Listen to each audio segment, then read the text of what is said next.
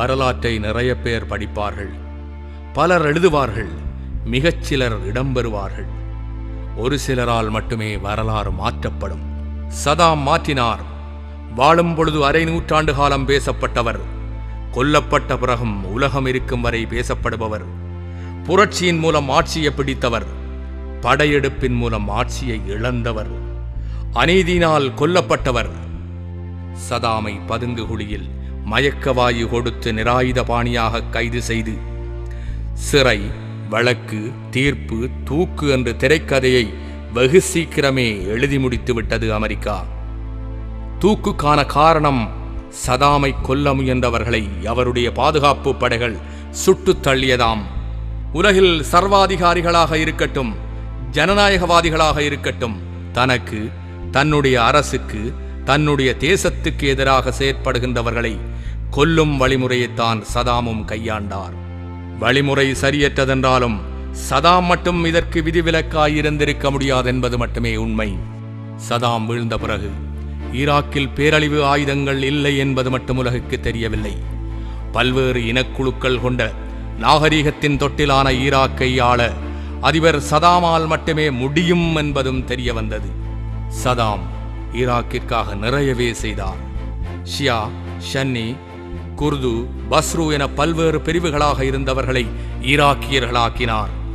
கல்வியை கட்டாயமாக்கி யுனெஸ்கோவிடமிருந்து பதக்கங்களையும் பாராட்டுகளையும் பெற்றார். சுற்றியிருந்த அரபு நாடுகளின் மன்னர்கள் தேச உடைமையான எண்ணெய் வயல்களை தங்களுடைய குடும்ப சொத்தாக்கி வைத்திருக்கும் பொழுது சதாம் மட்டும் அதை தேசியமயமாக்கினார்.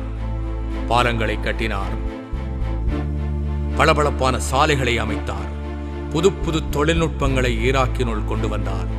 நாடு முழுவதும் முதியோர் இல்லங்களை அமைத்து முதியவர்களுக்கு வாழ்வு கொடுத்தார். பெண்களின் சமூக நிலை முன்னேற்றத்திற்கு விதை விதித்தார். தெருக்களை சுத்தமாக வைக்க, மக்களை விழிப்புணர்வூட்டுவதற்காக தானே துடைப்பத்தை தூக்கி இருக்கின்றார்.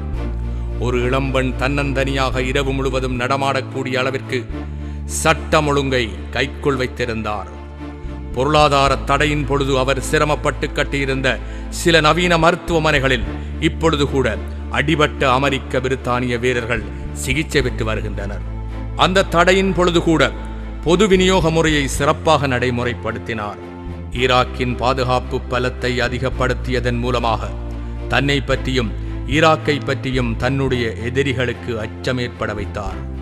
இவற்றையெல்லாம் ஈராக்கிற்காக இதே சுத்தியுடன் செய்தவர் அமெரிக்காவையும் ஈராக்கிற்காகவே ஆதரித்தார், ஈராக்கிற்காகவே எதிர்த்தார்.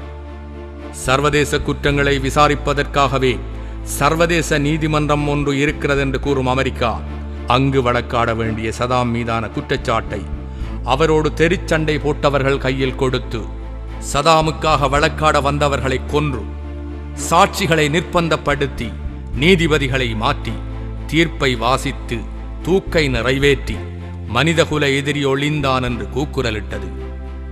பேரழிவு பொய்யை மறைக்க சதாம் மனிதகுல எதிரி என்ற பொய் அமெரிக்காவிற்கு தேவைப்பட்டிருக்கிறது. 2006ஆம் ஆண்டு டிசம்பர் மாதம் 31ஆம் தேதி ஒட்டகத்தை அறுத்து தியாகத் திருநாளை கொண்டாடியிருக்க வேண்டிய சதாம் தியாகியாகவே ஆகிவிட்டதுதான் பெருமிதம்.